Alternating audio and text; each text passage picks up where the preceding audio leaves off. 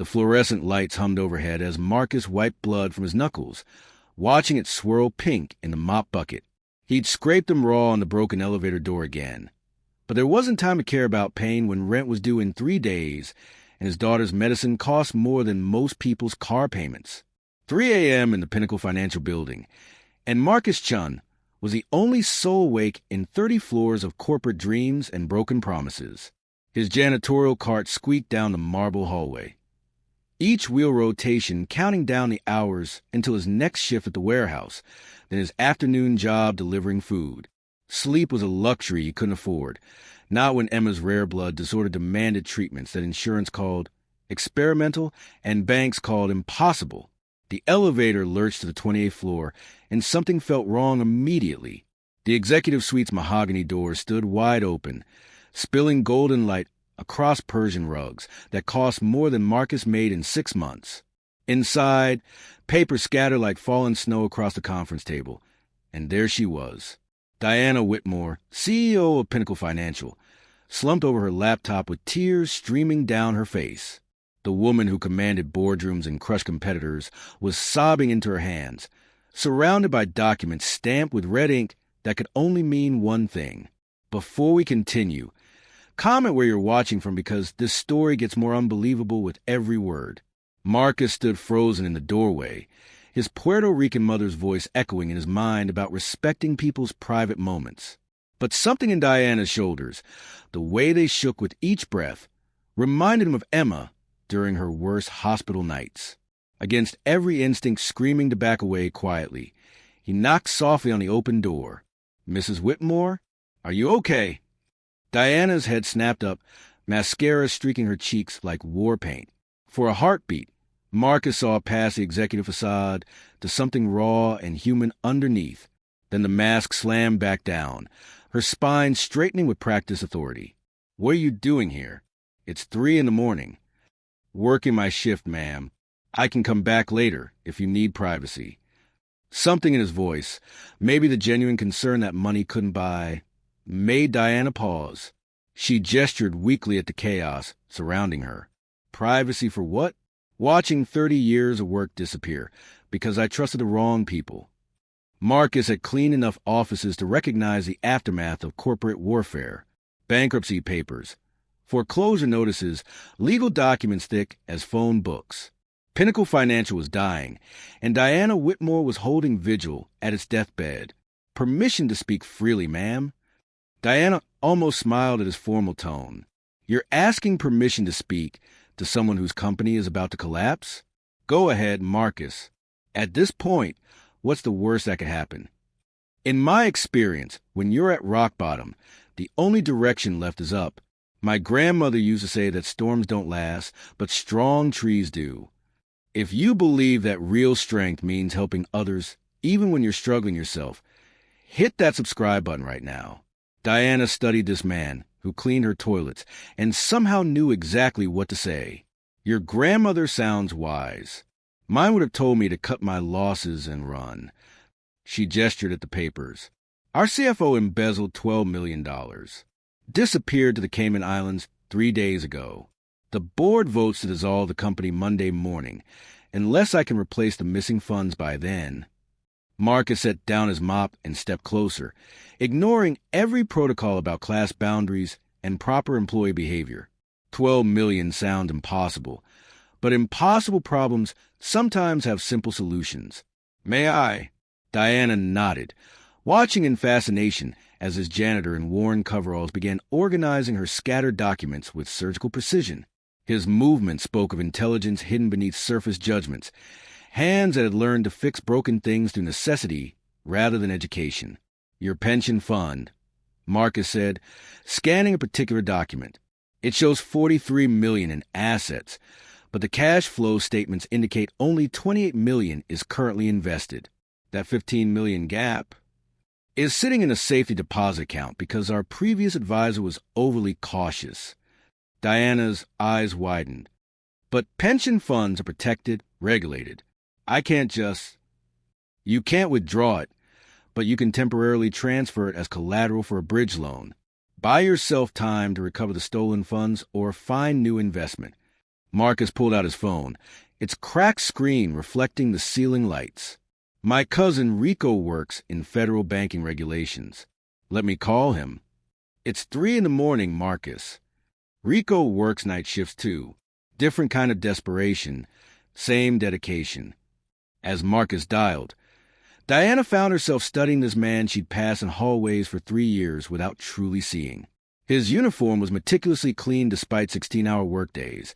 His shoes polished to military precision.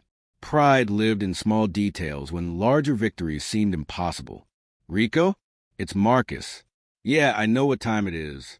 Listen, I need to ask about pension fund collateral transfers. What happens next will make you believe in miracles. But first, share this video with someone who needs hope right now. 20 minutes later, Diana was frantically taking notes as Rico explained federal regulations through Marcus's speakerphone. The path was narrow, technically legal but requiring precise timing and congressional notification. It would demand 48 hours of nonstop paperwork, 3 different federal agencies, and a miracle that all the pieces would fall into place. I can file the initial forms tonight, Diana said, her executive mind already calculating timelines. But I'll need someone here around the clock to coordinate with the different departments, handle the paperwork flow. I'll stay, Marcus said quietly. Marcus, you don't understand.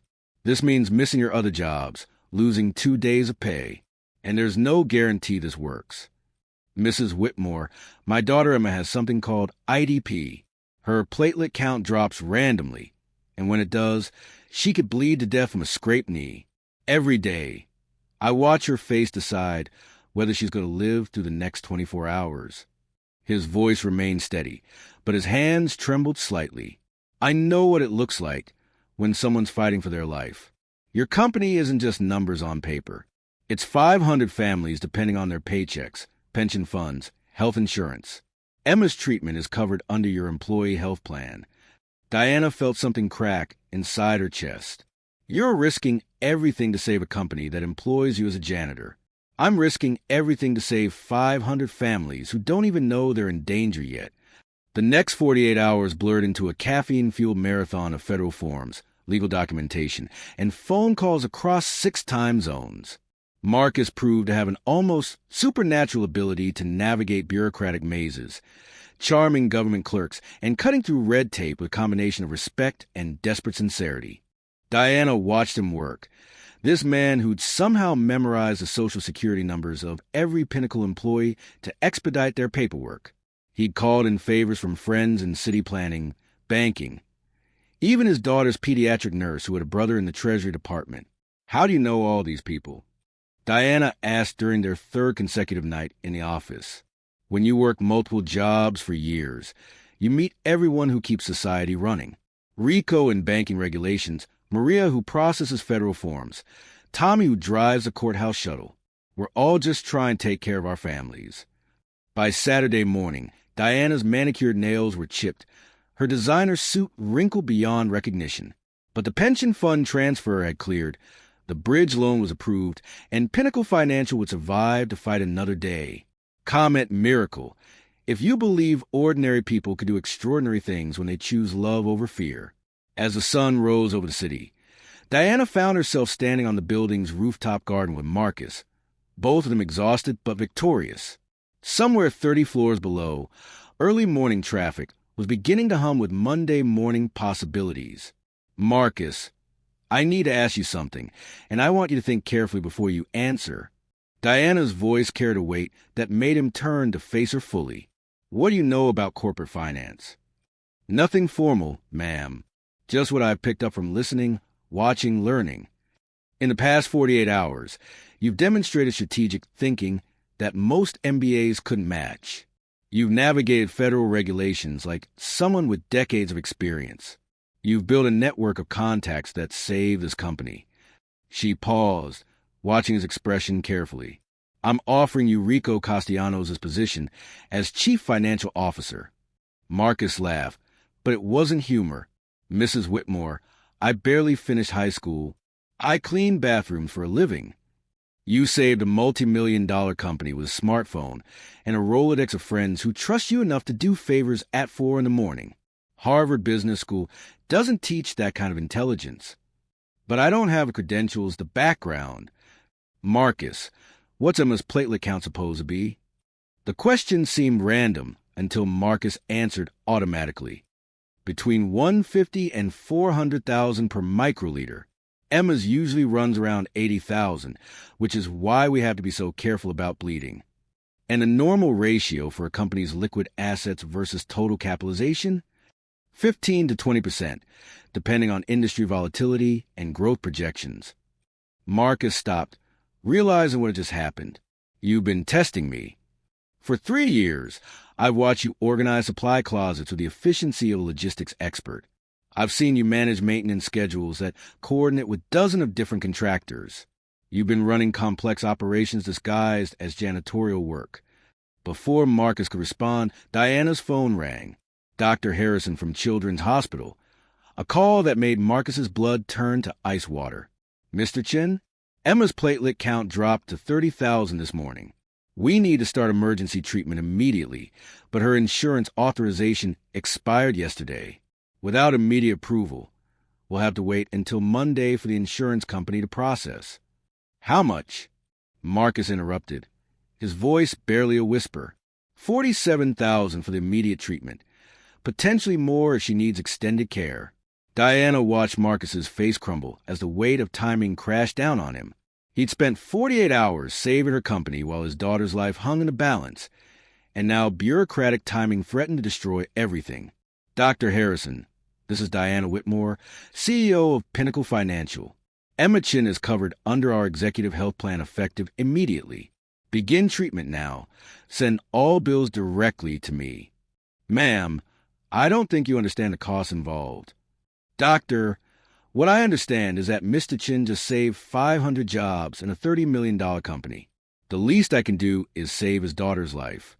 If your heart is racing right now, hit that subscribe button because this story isn't over yet. 3 weeks later, Marcus stood in his new corner office on the 28th floor, still wearing his maintenance uniform because his first 3 suits wouldn't arrive until tomorrow. Diana had insisted on the corner office with floor-to-ceiling windows overlooking the city, claiming that good financial decisions require perspective. Emma sat in the visitor's chair, her color healthy for the first time in months, reading a book about young entrepreneurs while waiting for Marcus to finish reviewing quarterly reports. The treatments had worked perfectly, her platelet count stabilizing at normal levels for the first time in 2 years. Daddy, can I ask you something? Always, Mija. Mrs. Whitmore gave you this job because you saved her company, right? That's part of it. But you wouldn't have been in her office that night if you hadn't been working as a janitor. Marcus turned from the financial projections he'd been reviewing to look at his daughter, seeing his own intelligence reflected in her 8-year-old eyes. What are you thinking, Em? I'm thinking that sometimes being in the right place at the right time happens because you're doing the right things for the right reasons, even when nobody's watching. Diana knocked on the open door, carrying 2 cups of coffee and a juice box for Emma. Mr. CFO, the board meeting's in 10 minutes. Are you ready to present our recovery strategy? As ready as someone can be for their first board presentation. Marcus, Diana said, settling into the chair beside Emma. In 30 years of business, I've learned that credentials don't predict character and education doesn't guarantee intelligence. What happened 3 weeks ago taught me that sometimes the people with the most to lose are the ones willing to risk everything for others.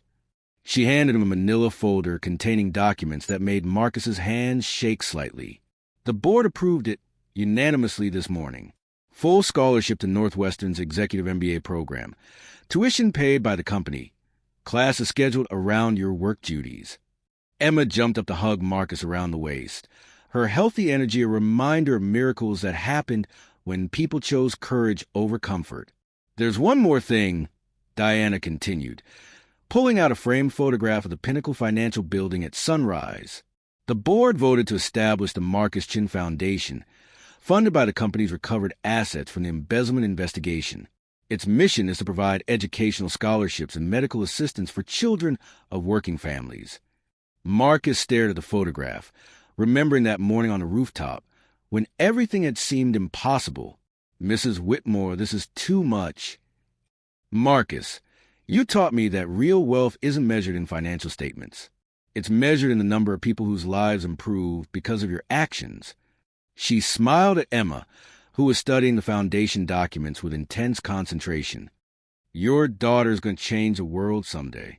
This foundation ensures other children get the same chance. Share this video with someone who believes that kindness is never wasted and love always finds a way. 6 months later, Marcus stood before a room full of business students at Northwestern. Still wearing his wedding ring, though Maria had been gone for 3 years. Still carrying the work ethic that had sustained him through the darkest times. He'd been invited to speak about unconventional approaches to corporate crisis management. But the real lesson was simpler than any textbook could teach. Success isn't about climbing the corporate ladder, he told the eager faces staring back at him. It's about being willing to clean toilets with the same dignity you'd bring to running a boardroom. It's about treating the security guard and the CEO with equal respect. It's about remembering that behind every financial crisis are real people facing real consequences.